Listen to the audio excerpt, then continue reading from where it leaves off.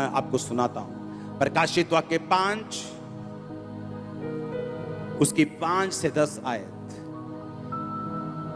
जिसमें ये साबित होता है जो यीशु मसीह ने वचन में लिखा है, आदि में कौन था?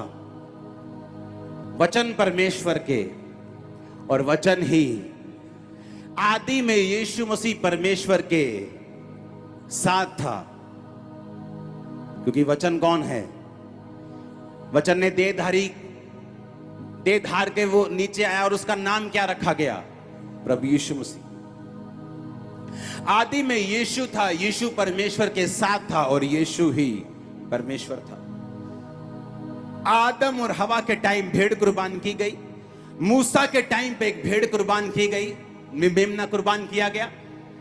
नए नियम में लिखा कि तुम्हारा जो बलिदान है, जो तुम यीशु मसीह जो निर्दोष मेमना है, निष्कलंक मेमना है, उसके लहू के द्वारा हुआ। और अब हम वो आयत पढ़ेंगे जो अभी पूरी नहीं हुई।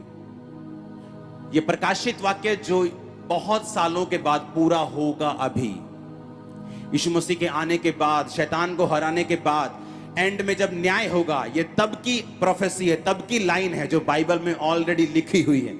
अब मैं वो पढ़ूंगा आपके सामने।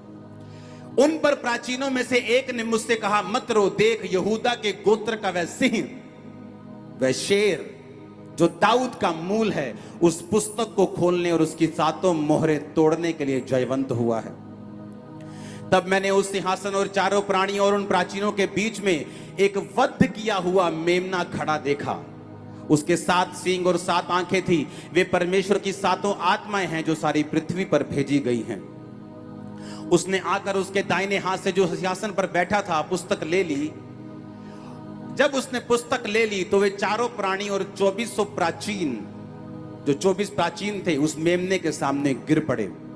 और उनमें से हर एक के हाथ में वीणा, धूप और पवित्र लोगों की जो प्रार्थनाएं हैं उनसे भरे हुए सोने के कटोरे थे।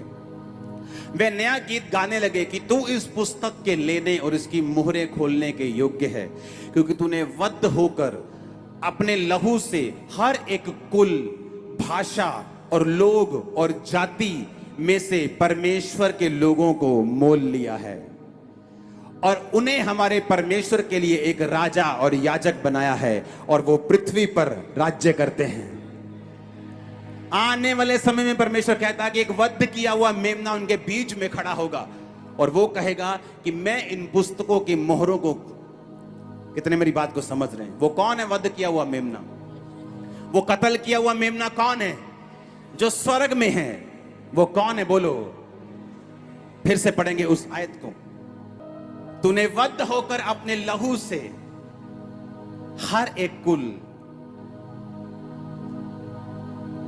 हर एक भाषा, जाति, लोग, अलग अलग धर्मों के लोगों को अपने लहू से मोल लिया है। कैसे रोकोगे तुम लोग? कैसे रोकोगे? अरे कैसे रोकोगे? बाइबल में लिखा हुआ है। जब मेमना वध किया जाएगा तो उसने कहा, क्योंकि तूने वध होकर, तूने जान देकर अपने लहू से हर कुल, धरती का कोई कुल ऐसा नहीं जो बचेगा, भाषा, लोग, जाति में से परमेश्वर के लोगों को मोल लिया है। किस लिए मोल लिया है? इसलिए नहीं कि उन्हें दुखी कर सके। कहता उसने इसलिए मोल लिया है कि तुम्हें राजा और याजक बना सके, तुम्हें छुटकारा दे सके, तुम राज्य कर सको। तुम राज्य करोगे यीशु के नाम में, बीमारियों के ऊपर यीशु के नाम में, तकलीफों के ऊपर, बीमारी के ऊपर, कर्जे के ऊपर, गरीबी के ऊपर तुम राज्य